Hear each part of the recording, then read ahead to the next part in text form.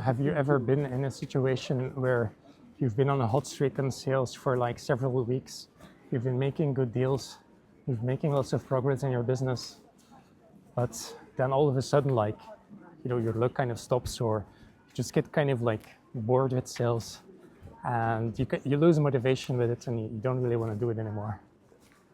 That happens to me also sometimes, and I want to talk about some of the things I do that makes it better for me. Like, I haven't found a solution for this yet, but I want to talk about like the importance of having like momentum in your sales and some of the ways you can do that. So for me, like, I've been making cold calls for a long time, and there has been a period where I made cold calls for several months, 6 months, or even up to a year, where I was getting like really efficient with it, like doing hundreds of cold calls every day, planning multiple sales meetings every day, and I was really building momentum with it, and I learned like a lot of things in that period. But then after some time, I got a backlash. Like, I got a light type of burnout from doing it too much, and I made the mistake of dropping the ball with the cold calls for several days. And once you do that, I feel like it's hard to get back on track. Obviously, that's not the only reason. Like, obviously, doing it for a long time and doing too much also is going to have like a bad effect. So the reality is that progress is always going to go in waves, right? You're going to have waves where you expand yourself, where you're able to have like a lot of willpower, do a lot of reps, learn a lot of things. Then you're going to have waves where you have like a little bit of a backlash, a little bit of a down, where you feel like you want to take things slower. Like, maybe you lose a little bit motivation, and you get a little bit bored maybe. And that's normal to an extent, but really you want to manage it as good as possible so that you can have the most efficient waves in the most growth direction as possible, right? And the truth is, going like super hard for a while and then not being able to maintain that is not a great long-term strategy. Like, that's like where you feel like you want to do a lot because you're passionate about it, and then kind of like you're just running on motivation, just running on passion.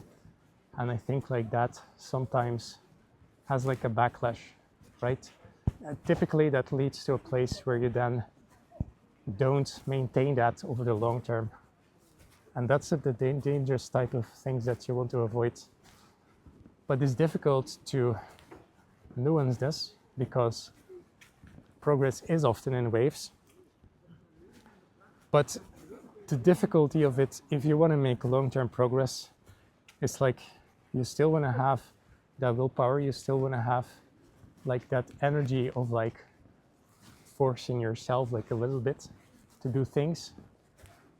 But you don't want to, you always want to be conscious of like, is this a pace that I can maintain? If I keep going like this, like, am I going to burn out at some point? And that takes, that takes nuance, that takes perception to be able to know that. It takes experience, self-knowledge. And I'm definitely not perfect with this, but I have learned to think more about my long-term progress. And I know that following just my passion, just my motivation, like going super hard for a while, most of the time isn't the best long-term strategy. You do want to have that a little bit, but like I said, you always want to be conscious of when you do push the gas. It's like you don't want to push the brakes at the same time, but you just want to know what is the speed that I can maintain. So it's not really like you're breaking down the speed, you're just like managing it. And I think That's important, like especially in sales and especially with cold calls. Momentum is super important, right? It's a lot easier to build your momentum up slowly than it is to, for example, call 100 people up and then do that the next day, on the next day, on the next day. If you're not used to it, it's going to be difficult.